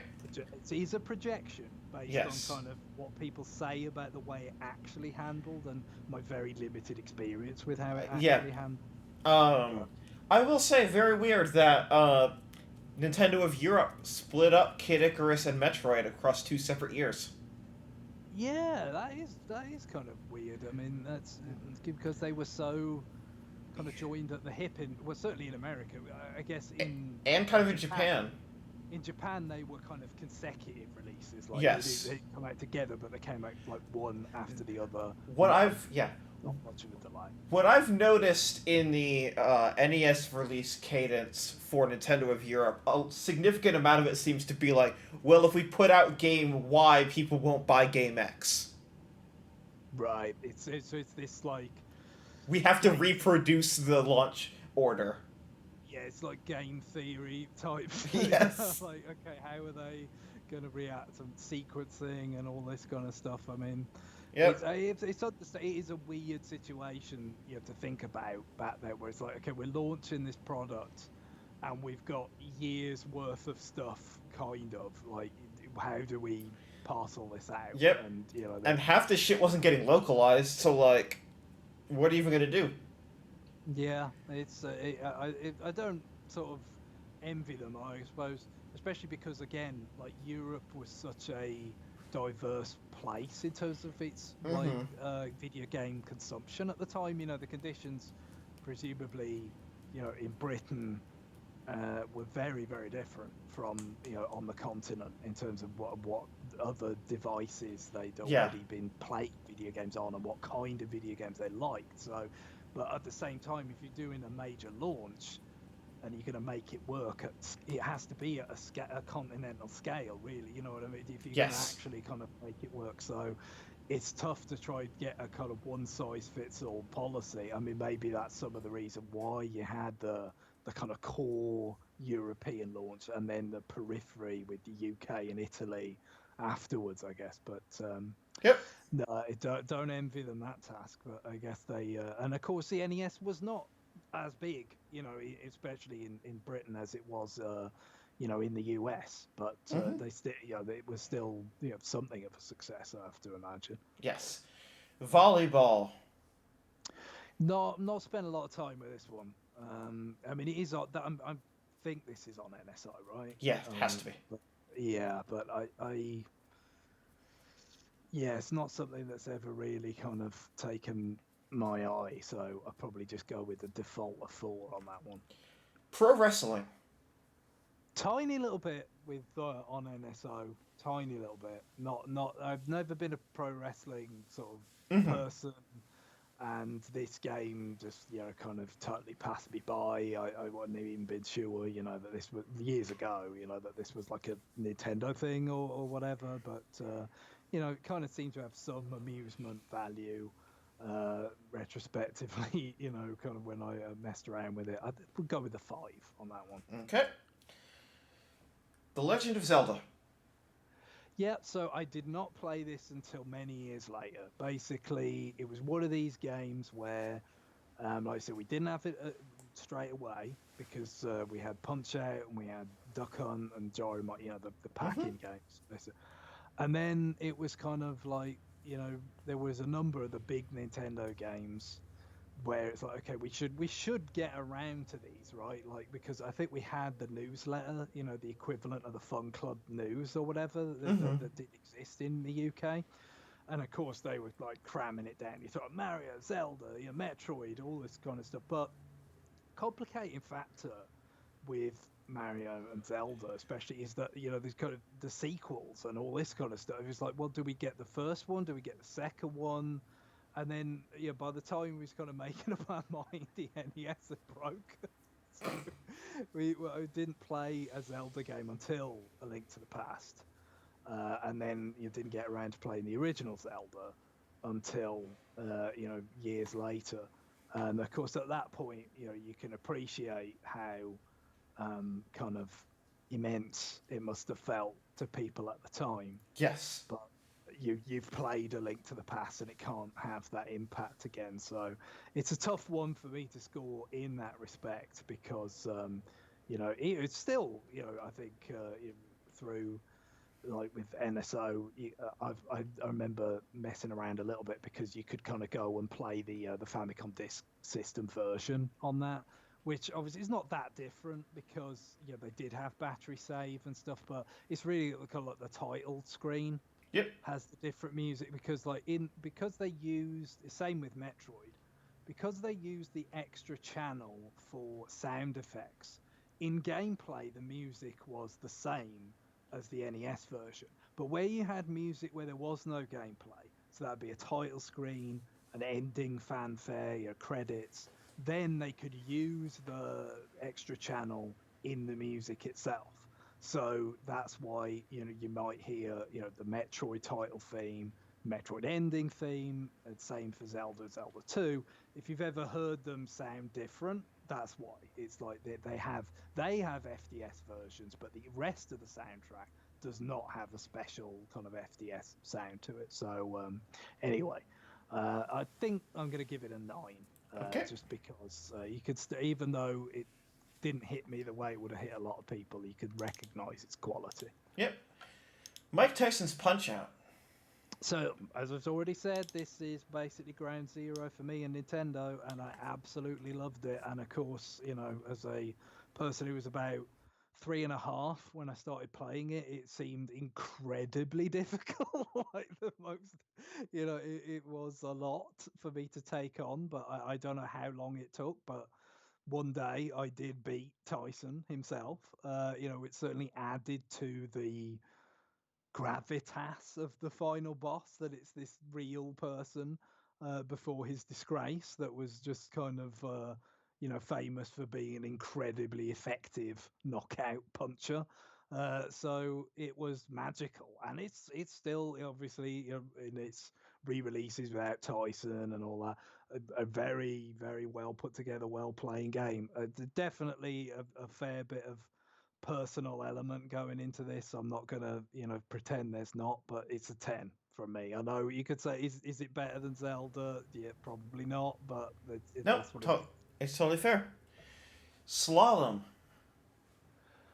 So, has this got something to do with Rare? This is a rare game. Yeah, so yeah, the beginning of Rare becoming incredibly prolific with various NES things. They did NES games of various sorts. They did pretty much anything, licensed games, like a port, if you want to call it that, of the Pinbot arcade, actual Oh, pinball yes. machine. And, Oh, I we are mean, going to get to a lot of this because Nintendo of Europe published a lot of that shit. yeah, so I guess, this was like the beginning of their kind of, really getting hardwired into the Nintendo ecosystem before they, kind of became development partners. So yeah, I kind of know it from that, but I've got nothing else to go on other than Did you obviously not what play in Replay? The Rare Replay, sadly, I didn't get around to a lot of that stuff that I thought I would. It's just, Yeah. problem is, I got the Xbox One, and it was right around the time where I just ended up getting less and less time in front of the TV to Mm-hmm. actually, play some of that stuff. I mean, I'd still like to think I might try some of the choice cuts, and like you said, probably this. Is Rare Replay on Xbox Game Pass Cloud? It might I mean, be. you think it could be, isn't it? But Not the yeah. 360 games, but like the games that are in the package itself. Yeah, they were kind of actually, natively kind of Yeah, Xbox One it might with it. be. You might be able to play that on your phone through, um, which is not the ideal scenario, sure, but like that is a way to get Xbox off TV play. There's definitely some of that stuff that because I've got quite a lot of Xbox games on there that are older games and stuff that I want to get around to playing. And Xbox are very good about carrying that forward to like Yep. future hardware and stuff. And So even if it's not on Game Pass, you can do remote play from your Xbox and just stream it over your network to your phone. yeah, I mean, the accessibility that they provide and all the flexibility they provide, I'd like to think at least, and it might be a little more than that, sort of aspirational, that there could be an opportunity to go back and try more of that stuff. I hit some of the things that I was like really interested in replaying at the time, like the first Banjo and maybe the second Yes. one eventually. And It stuff, is not on but cloud, right. but you can still stream it through remote play. Yeah, But this I really, it's yeah, fun. with this maybe a 5. Yep. That's pretty much all I could go with. Wild Gunman NES. Wild Gunman, I did not. No, we had the Zapper and we had Hogan's Alley eventually, which I think basically put us off more Zapper games after that. There weren't that many more, were there? I mean, No, they weren't. there's like Gumshoe was the weird like platformer that used the Zapper and. Obviously, you waited until Yoshi Safari. Oh yeah, never did it. It also put us off getting a Super Scorpion. Also valid. It did not happen. Light guns were off the menu for a long time after that. But yeah, Wild Gunman, even its presence in Back to the Future notwithstanding, never had the pleasure. And it doesn't have a great reputation. I think a 4 for this. Clue Clue Land. Okay, dabbled with this a little bit. It seems obviously, seems kind of somewhat Pac-Man kind of Yep. inspired, but with its own kind of mechanical twists. Not really played it in enough depth to really judge how much I like it, so it's a bit awkward here. But there's enough there. I'm gonna say a 6. Devil World. Speaking of Yeah, Pac-Man. yeah, this is very, very Pac-Man. And yeah, of course, this was one of the games that did come out in Europe that didn't in the US due to The Moral the great Panic. the greater sensitivity of the imagery and all that there was, and very specific American moral panic. Not that we didn't have moral panics of our own, Oh, just not that, yes. just not that one. We had a very, you want to look at 1987 United States conservative Christian moral panic. Uh, Gee whiz, why didn't they release Devil World? Yeah, you wanted to stay as far as possible away from that. So I get that, and obviously, this is like '84 in Japan, Yep. so it's kind of it's after the '83 launch, but it's well before you get to the point of Super Mario Brothers and FDS games, and then the fancy memory mapper games, Mm-hmm. where they really took the system and its games places that you wouldn't necessarily have envisioned. This is still in the early days, and it's a Pac-Man game.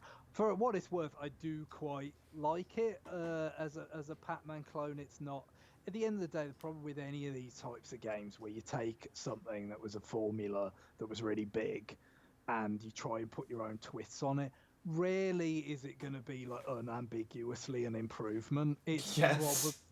It's probably just going to be like kind of convoluted. Okay. To that end, comparing it to Pac-Man NES, though. Yeah, I've not played the NES version of Pac-Man. Oh, you are safe. Okay, good. This is maybe one of the best Pac-Man likes on NES. That doesn't mean it's good.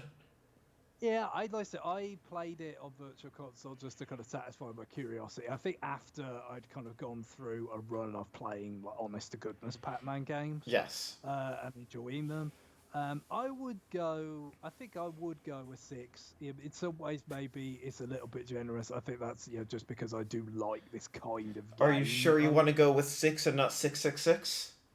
Yes, well, I suppose I almost had to, didn't I? But I Yeah. mean, yeah, if we had more granular scores than Oh, just yes. integers, I suppose it would have to be. What about Duck Hunt? Is that also a 6 to round out 666? Yeah, though Duck Hunt again with the launch, I say I enjoyed it more than Gyromite because it was more instant. Yeah, the appeal, There especially was a because game. I mean, like I think Stack Up is the one where there is no game. Yes. Gyromite is like some game. With Duck Hunt, obviously for a little kid, it's more easy like appeal of just like you Yep. point and shoot on the TV and the things die. Like it's kind of there's an illusion aspect to it that I think works quite well. But so there was that aspect that kind of worked, and then there was the aspect of the kind of game or like the clay pigeon shooting and all. There wasn't much to Yes. it. No. So even for a little kid, he didn't go that far. So I think I know I should be going 666, but I'm It's actually fine. going to go 5. That's valid. Donkey Kong 3 for the NES. Yeah, same as before. My main point of reference is that the NES version, specifically the NES version, in that buyer's guide, it was Yep. set to be really shit. So it's going to get that 3 again. Okay. Hogan's Alley. Aforementioned Hogan's Alley. Yeah, again, I mean, I think it's probably suffered a bit. It might have been. I probably would have liked it better if it was the first Zappa game, because again, it might have had more of that positive feeling of just like, oh, this is, the just the illusion, the kind of Yep. of the light gun. Having myself not seen anything like it before, but when you get to it after Ducker. I guess it was a natural enough thing for my family to kind of think, oh, we've got the gun and we've got a game. We should get another game for the gun. But Yes. you've got different modes. Like there's the you got the shooting gallery kind of mode where you got to shoot the crooks and not the innocent people. You've got the shoot in the can, which gets referenced, with the Duck Hunt duo as the his special move when the That's can. right. Duck Hunt Duo. Yes, that's a European thing, isn't it? Yes, it is. It's just called Duck Hunt everywhere else. Yeah, it's interesting. There's not that many of those with Smash Brothers, but that's one of them. No. Like you're like specifically like UK English to US English. I think that's the only character name change. Yeah, so it's worth remembering that. Yeah, it just because especially with the announcer, it is very satisfying. So he goes, "Duck Hunt Duo." Yes, no. If I could I don't want to think about it without the duo. it's I just like Duck it. Hunt. Yeah, but Um Back to Hogan's Alley. I'm gonna give it the 4. I think maybe I don't wanna over downgrade it for Yes. the fact that it kind of soured me on light gun games, but equally it wasn't that much fun and there wasn't that much to it. Yes. All right, Donkey Kong Jr., which one took out the math and two released a year late. Critical elimination of the math. Yeah, I mean, I'm not. I'm sure it's like what. Can you imagine anybody played them in that order? Well, it's just way more fun without the math. I quite like it. I've not played that much of it. You gave the math version a 2. Yeah, it's got to come in above that. I think a 6. Okay, wow, that math really, really hurt you. It's a big it's a sort of being multiplied by a fraction, isn't it? Yes. That's All right. I went on my own journey for this next one and can confirm this released in Europe under the name Soccer. Yeah, so I mean it's That was one of those that I couldn't trust my source and I had to go find secondary evidence. yeah, there's plenty of games that did come out, even though like you get plenty of people that are like it's not soccer, it's football. Like there are the Pez football. What does the S stand for? yeah, I know exactly. It's like, Pro Evolution Sport? I get it's just e-football now. Or Oh, don't even get me fucking started on eFootball. eFootball is now the worst rated game on Steam. wow. On all of Steam, it has the most negative reviews. I guess if you upset that crowd, it's a lot of annoyed people. Especially when they marketed it as, hey, you don't like FIFA? Have a free-to-play AAA soccer game. And then it was terrible. Wow, it's kind of sad because I was just gonna say, obviously, years I didn't play soccer back in the day. I didn't play a lot of those. We already covered the kind of early sports games, but like International Superstar Soccer on Super Nintendo, which is the sort of progenitor of Pro Evolution. That it came out. We had. We actually had a converter at that point, so it was the European game, but just playing at full speed on our Super Famicom, and that was just called soccer. I mean, sensible soccer. Yeah. I mean, admittedly, that's probably just for the alliteration value. Yeah.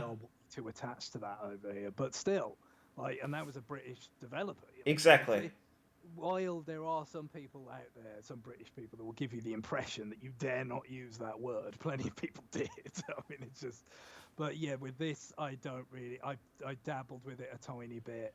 It didn't seem particularly good or fun, but again, it's so hard to look at it at the prism, yes. like where soccer games were in '85 or '84, whenever it came out in Japan. 84. Yeah, '84. It's the same as Devil World. Like, I think I'll just go with the 4 on that one. Okay. Wrecking Crew. Let's try and get through these next 5 games in the next 10 minutes. Yeah, so have other engagements. With Wrecking Crew, I don't know. It's always one of these. I've tried to get into it a few times. I kind of seem I like it more in concept than execution. Yeah. Kind of thing, Like it seems interesting, like these kind of puzzle platformy kind featuring of Spike. And the man of our time. Yes, film superstar. Budding, it's probably once the cinematic universe inevitably spins out of this, he's gonna get his own series or his own, not necessarily film series. It could be a television series. If there is a sequel, there has to be a Spike meets Spike. Oh yes. Well, it's like Spike to Spike, isn't it? Yes. What was it? The Heart to Heart. Yes. So yeah, Wrecking Crew. I'll go with a 5. It might be generous. It might not. I don't know. Kung Fu. We had this one, and I did end up playing it a lot, even though I didn't love it. It's like it was kind of solid, but it felt a bit creaky.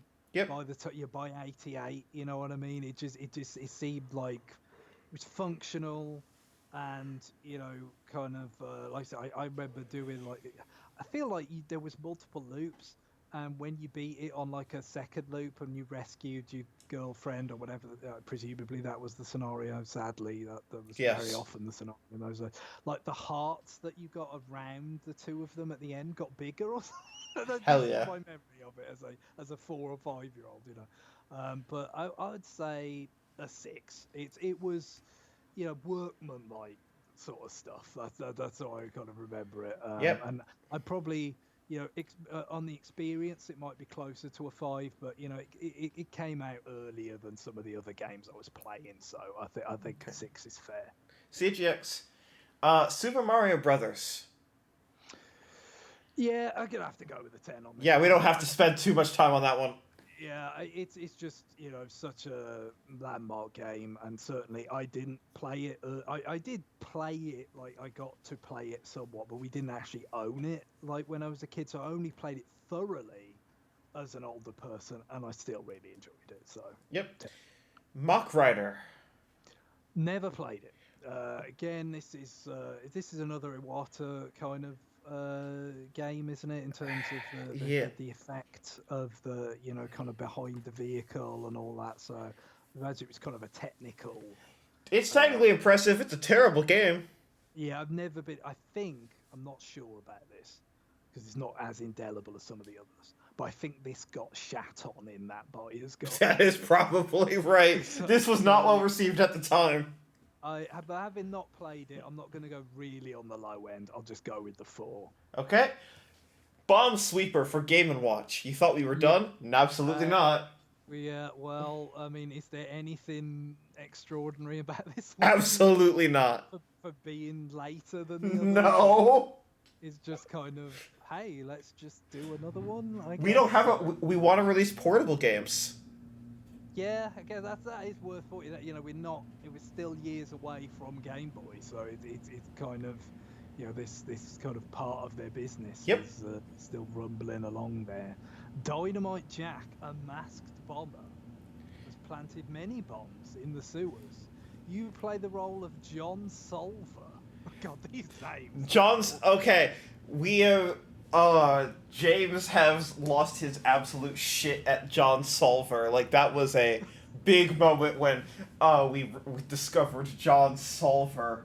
Yeah, Um, I mean, like if Jack Reacher could be a Hollywood film, like why not John Solver? That's my sort of reaction to that. John Solver for Smash. Ziggy and John Solver as a tag team for I mean, other Game and Watch. I'm tempted to give it the premium again, but just for give it the 5. Hell yeah. Solver, only for you. Not only because I've already given it to Ziggy, but I'll just when I'm Yeah. talking one-to-one with John, I'll say only Yes. for you, John. Only. 1987. There were two 10 out of 10s and a 9 out of 10, and it's an average of 5.6. Yeah, well, it's still we're still in some of that 84 Yep. territory for some of the games. We're still in kind of early Zapper games, Rob games, kind of gimmicky. They're still in that sort where they're like Trojan horse in it. It's like, oh well, it's not like those video games that turned into commercial poison. It's like a toy. It's fun. Yes. So they're not as self get in the years to come. Yes. By the way, the error. If you have 5 minutes, the error with 85 was just that I forgot to delete the NES game. So there were only 2 games, Black Jack and Tropical Fish, both for the Game and Watch. Oh, well, we'll give them the Royal Fours. Okay, sounds good. I wonder what the average is. Oh, weird. 4.0. And then 84, I just forgot to do... Nope, that's right. And then for here, should actually be dividing by 35. So 4.5. I just had my averages a little wrong. Alright, here is our current rankings. Is that 4.5, 4.86, 4 exactly, 4.55, 5.63 as average is. We'll see where we This go. trend continues. Oh, yes, we're gonna get... No, I'm sorry, 2009 happened, and you're gonna... That's probably gonna be an entire 2 hours, is just 2009. Yeah, that's true. It's because I mean, What is... Let me look at this. oh, the Super Famicom, like, and then compare that to where we get to in the Wii era. It's Yeah. like, oh my god, like the explosions. Yes, let me really quick pop up open the list of how many games released in 2009 in America. 81.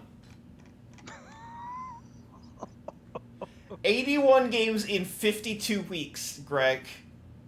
Well, I guess at least it should be like, you know, we weren't infants during 2009. 51 of them were We DSiWare. don't ha- well, yeah, so maybe some exposition will be required. Get ready to talk about Mario Clock and Mario Calculator and Photo Clock and Animal Crossing Calculator and Animal Crossing Clock, which are 5 separate fucking releases.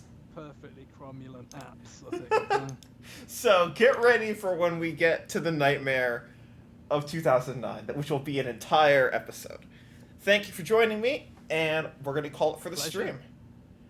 Thank Very you, good, everyone. thank you.